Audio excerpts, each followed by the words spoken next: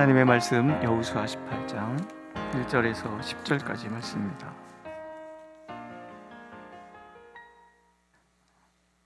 함께 읽겠습니다. 1절. 이스라엘 자손의 온 회중이 실로에 모여서 거기에 회막을 세웠으며 그 땅은 그들 앞에서 돌아와 정복되었더라. 그러나 이스라엘 자손 중에 그 기업의 분배를 받지 못한 자가 아직도 7지파라. 여호수아가 이스라엘 자손에게 이르되 너희가 너희 조상의 하나님 여호와께서 너희에게 주신 땅을 점령하러 가기를 어느 때까지 지체하겠느냐. 너희는 각 지파에 3사람씩 선정하라. 내가 그들을 보내리니 그들은 일어나서 그 땅에 두루 다니며 그들의 기업에 따라 그 땅을 그려가지고 내게로 돌아올 것이라. 그들이 그 땅을 7부분으로 나누되 유다는 남쪽 자기 지역에 있고 요셉의 족속은 북쪽에 있는 그들의 지역에 있으니 그 땅을 7부분으로 그려서 이곳 내게로 가져오라. 그러면 내가 여기서 너희를 위하여 우리 하나님 여호와 앞에서 제비를 뽑으리라. 레위 사람은 너희 중에 분깃이 없나니 여호와의 제사장 직분이 그들의 기업이 됨이며 각각 르우벤과 므낫세 반지파는 요단 저편 동쪽에서 이미 기업을 받았나니 이는 여호와의 종 모세가 그들에게 주는 것이니라 하더라. 그 사람들이 일어나 떠나니 여호수아가 그 땅을 그리러 가는 사람들에게 명령하여 이르되 가서 그 땅으로 두루 다니며 그것을 그려가지고 내게로 돌아오라. 내가 여기 실로의 여호와 앞에서 너희를 위하여 제비를 뽑으리라 하니 그 사람들이 가서 그 땅으로 두루 다니며 성읍들을 따라서 7부분으로 채게 그려서 실로 진영에 돌아와 여호수아에게 나오니 여호수아가 그들을 위하여 실로의 여호와 앞에서 제비를 뽑고 그가 거기서 이스라엘 자손의 분파대로 그 땅을 분배하였더라. 아멘. 유다 지파와 에브라임 지파 그리고 므낫세 지파, 이 지파들은 굉장히 적극적이잖아요. 유다는 야곱이 유다를 축복할 때 그에게 모든 형제들이 무릎을 꿇을 것이다. 왕권이 그 유다에게 주어졌습니다. 그러니까 루다가 모든 지파의 사실 리더라, 그런 의미가 되죠.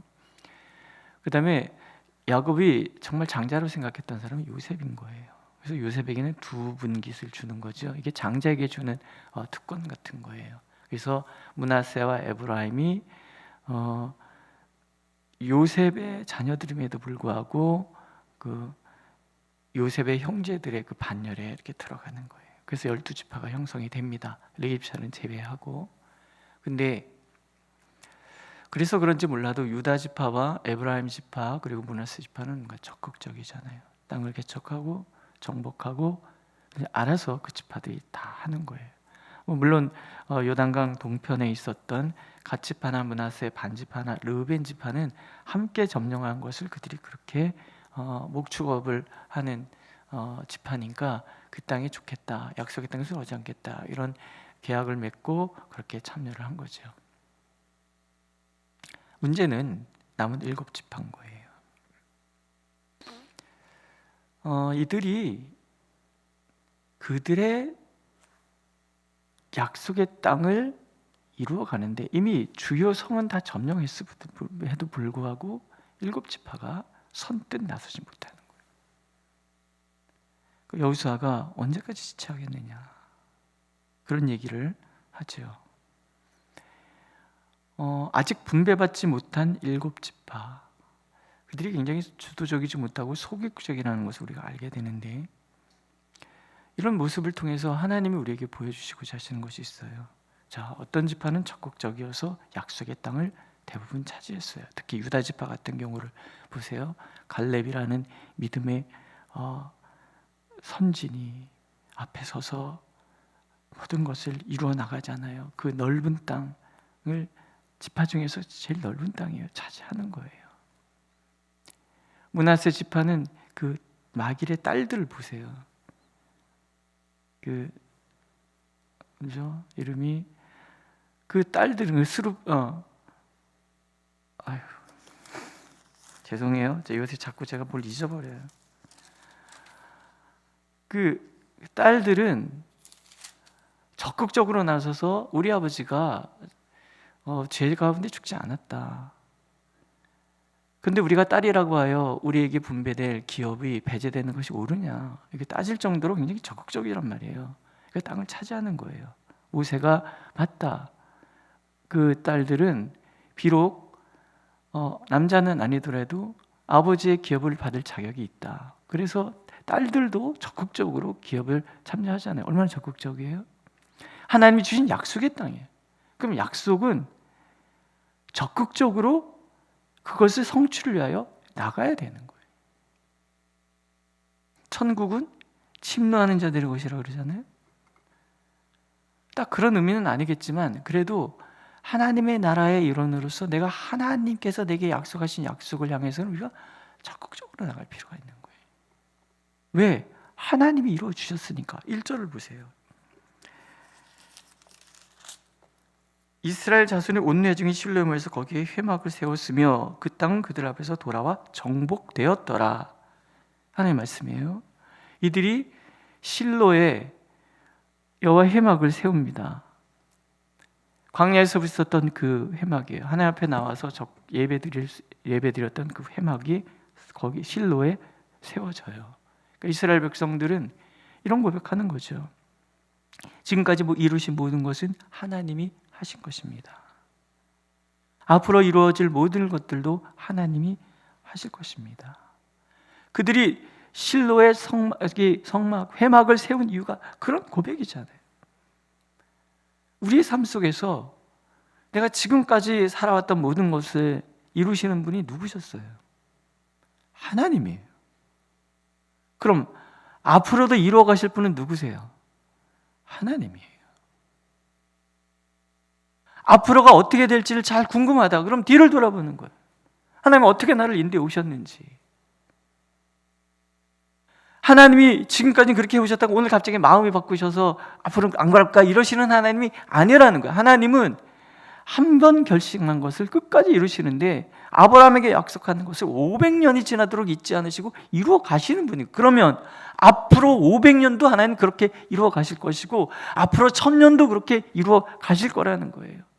그 증표가 예수 그리스도시다잖아요. 어제나 오늘이나 영원토록 동일하신 그분이 오셔서 우리의 왕이 되시는데 왜 부활을 하세요? 영원한 우리의 왕이시라는 그런 증거잖아요. 이게 다 부활신앙과 연결이 되는 거예요. 내가 오늘 어떻게 살아봤고 어떻게 살아갈 것인지에 대한 모든 것이 사실은 다 부활신앙과 귀결이 되는 거예요. 나를 위하여 당신의 목숨까지 내어주신 예수 그리스도, 그리고 그분의 부활, 이걸 통해서 우리는 설령 내가 부족하다 할지라도 책임져 주시는 하나님의 은혜를 알고, 그리고 앞으로도 영원히 그렇게 나를 인도해 가실 하나님의 그 신실하심을 믿는 거예요. 예수 그리스도의 십자가와 부활을 통해서. 그러니까 앞으로 내가 어떻게 될 것인가? 살아온 삶을 보면 되는 거예요. 내가 하나님 앞에 하나님 중심의 삶을 살았을 때 함께 하셨던 하나님, 내가 하나님을 거역했을 때 나에게 다가오셨던 하나님, 그렇잖아요? 내가 하나님의 뜻대로 살지 않는데 내버려 두시는 하나님은 사랑의 하나님 아니죠. 자녀를 사랑한다는 게 뭐겠습니까? 자녀가 잘못된 길로 가고 있는데 내버려 두는 부모는 부모 아니죠. 잡아줘야죠. 이래야지 부모잖아요. 하나님의 공이라는 것은요, 잘못한 것에 대해서 하나님께서 거기에 대해서 바로 잡으시려는 하나님의 사랑의 행동이고, 하나님께 순종하는데 하나님 또 괜히 어깃장 놓고 그렇지 않으시잖아요. 내가 하나님 앞에 순종하고 따를 때 책임져 주시는 하나님. 그럼 앞으로도 내가 하나님과 동행하는 삶을 살 때 어찌 하나님께서 내 삶을 책임지시지 않겠는가? 그렇다면 돌아봐야죠. 오늘 내게 어떤 문제가 있을 때는 나는 어떻게 살아왔나 돌아봐야죠. 돌아보고 내가 하나님을 전심으로 바라고 있다면 두려워하지 않는 거예요. 왜? 그 땅은 그들 앞에서 돌아와 정복되었더라. 어떻게? 하나님께서. 하나님을 전심으로 바라고 의지하는 그들에게 하나님은 책임져 주시겠다. 그 표징이 그 땅은 그들 앞에서 돌아와 정복되었더라. 이 말씀에 포함되어 있는 거예요. 그러면 나머지 7지파들도 적극적으로 나가야죠. 지금까지 하나님이 그렇게 인도해 오셨어요. 앞으로 우리의 앞길도 그렇게 하나님께서 인도해 가실 거라는 거 아니겠습니까? 답답하게 지체하고 있으니까 여호수아가 부르는 거예요. 언제까지 지체할 것이냐. 그리고 각 지파에 3명씩 뽑아서 21명이 다시 그 제3의 정탐을 떠나는 거죠. 가서 너희들이 하나님께서 약속하신 가나안 땅 전체를 그려갖고 와라. 7으로 나눠서. 그리고 그려온 그것을 여호와 앞에서 분배할 것이다.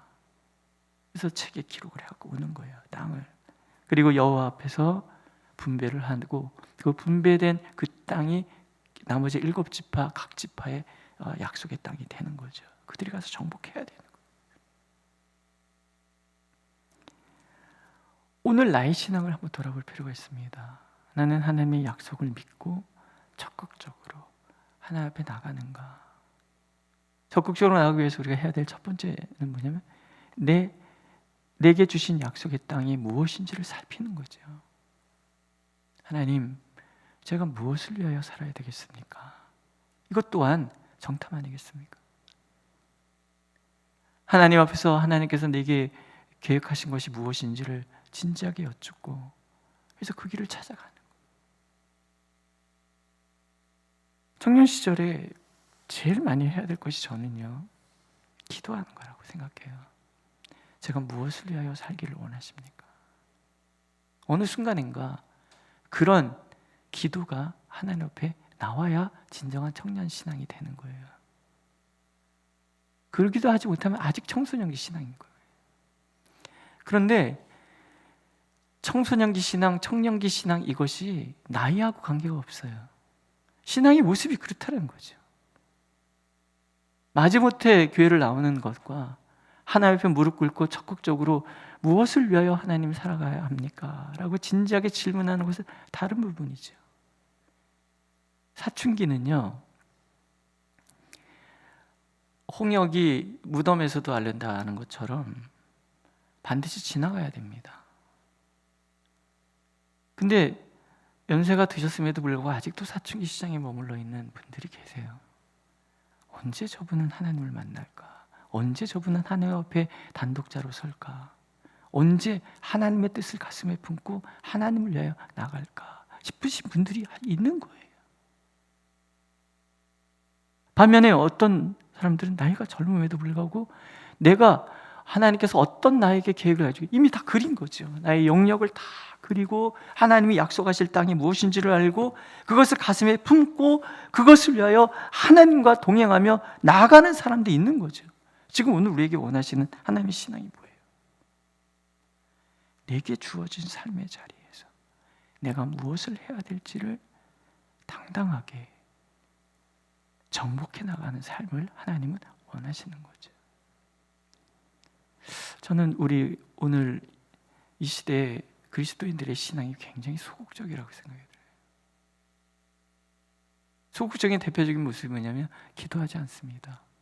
물을 이유가 없어요. 내가 뭘 어떻게 살아야 되는지를 모르니까 기도 안 하고 기도 안 하니까 모르는 거예요. 어린아이들은 엄마 아빠한테 말하면 다 주지요. 이거 주세요, 저거 주세요.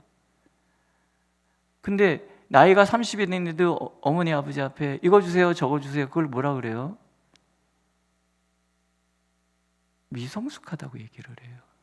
어느 순간인가부터는 계획을 세우고 그것을 위해서 노력을 하고 그러면서 하나님의 도움을 받아야 되는 거죠. 하나님, 제게 주신 약속의 땅을 향하여 나갑니다. 여호수아가 약속의 땅을 향하여 온 백성을 이끌고 나간 것처럼 각 지파의 리더들은 그 지파 사람들을 데리고 약속의 땅을 향하여 나가는 것. 아브라함과 이삭과 야곱에게 주신 하나님의 약속이 500년 전에 약속하신 그것이 이제 우리 앞에 이루어졌다면 우리 또한 나 또한 이루어 주실 것이라는 믿음을 가지고 나가는 거죠. 그건 오늘 우리에게 무엇을 얘기합니까? 아브라함이 하나님, 야곱의 하나님, 이삭의 하나님, 야곱의 하나님이라는 그 얘기는 결국 오늘 우리도 하나님은 아브라함에게처럼 이삭에게처럼 야곱에게처럼 약속을 이루어 가신다는 그런 뜻 아니겠습니까?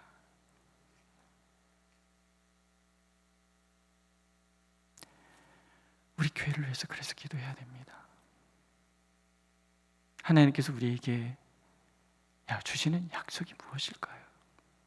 우리가 그려가야 될 것이 무엇일까요? 그러면 그 약속에 의해서 우리 각 사람에게 하나님은 무엇을 주실까요? 소원하며 기도하는 거죠. 아이고, 나는 이제 신앙을 마무리해야 될 때. 아니에요. 신앙의 마무리가 어디 있습니까? 우리는 부활의 신앙을 가진 사람들인데 영원히 하나님 앞에서 살아가면서 영원히 하나님의 약속을 이루어가는 사람들이 되는 거죠. 그럼 기도해야 되는 거예요. 제가 지금 무엇을 해야 합니까? 어떻게 해야 합니까? 그런 기도를 할 때 정말 올해 목표 세운 것처럼 숲이 우리가 되는 거죠. 고목나무, 거대한 고목나무도 있어야 되고 이제 자라나는 새순과 같은 나무도 있어야 되고, 숲은 그런 거잖아요. 그렇게 숲이 우거질 때 수많은 새들이, 수많은 짐승들이, 수많은 꽃들이 피고 열매가 맺고 그러는 거 아니겠습니까? 오늘 새벽에 나오신 신앙의 거목들이시여. 그래서 우리가 먼저 기도하는 거죠. 하나님, 우리 교회가 우리의 기도를 통해서 하나님께서 그려주신 그 땅을 정복해 가게 해주시옵소서. 지금 우리 권사님들이, 우리 집사님, 장로님이 이렇게 기도를 한다 그러면 하나님이 다 기도를 통해서 우리가 지금 갈렙이 되는 거죠. 우리가 이렇게 기도를 시작하는 것이 이미 하나님의 약속의 성취가 시작이 되는 거 아니겠습니까? 조금 더 새벽 기도에 힘을 내셨으면 좋겠어요. 조금 더 금요 기도에 나와서 열심히 기도하셨으면 좋겠어요. 새벽 기도가 30명도 넘지 않으면 좀 불안합니다. 한 사람이 1000명을 감당하는 것도 좋지만, 근데 그 1000명 감당하는 사람이 많으면 더 좋잖아요. 좀 기도할 필요가 있습니다. 우리 예언참되기는 기도가 너무 약해요.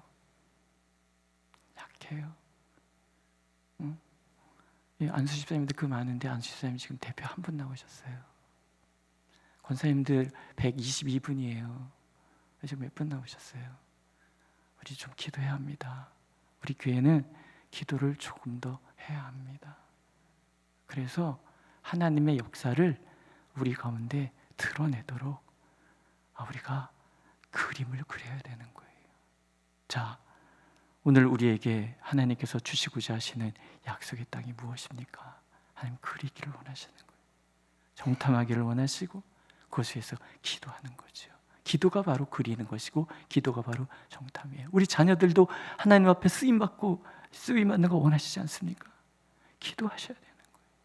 우리 자녀들이 하나님의 나라에 기둥같이 쓰임받을 수 있도록, 그들의 지경을 넓혀갈 수 있도록 기도하셔야 되는 거예요.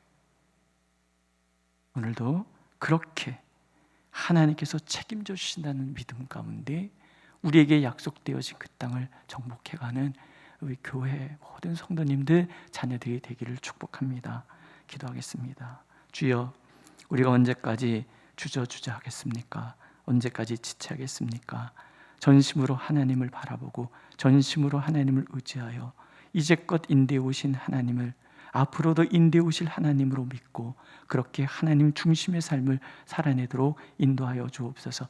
하나님은 약속을 주셨는데 약속도 이루지 못하는 연약함에 빠지지 않도록 우리를 인도하여 주옵소서. 예수님의 이름으로 기도드렸습니다. 아멘. 하늘에 계신 우리 아버지, 아버지의 이름을 거룩하게 하시며 아버지의 나라가 오게 하시며 아버지의 뜻이 하늘에서와 같이 땅에서도 이루어지게 하소서. 오늘 우리에게 일용할 양식을 주시고 우리가 우리에게 잘못한 사람을 용서해 준 것 같이 우리 죄를 용서하여 주시고 우리를 시험에 빠지지 않게 하시고 악에서 구하소서. 나라와 권능과 영광이 영원히 아버지의 것입니다. 아멘.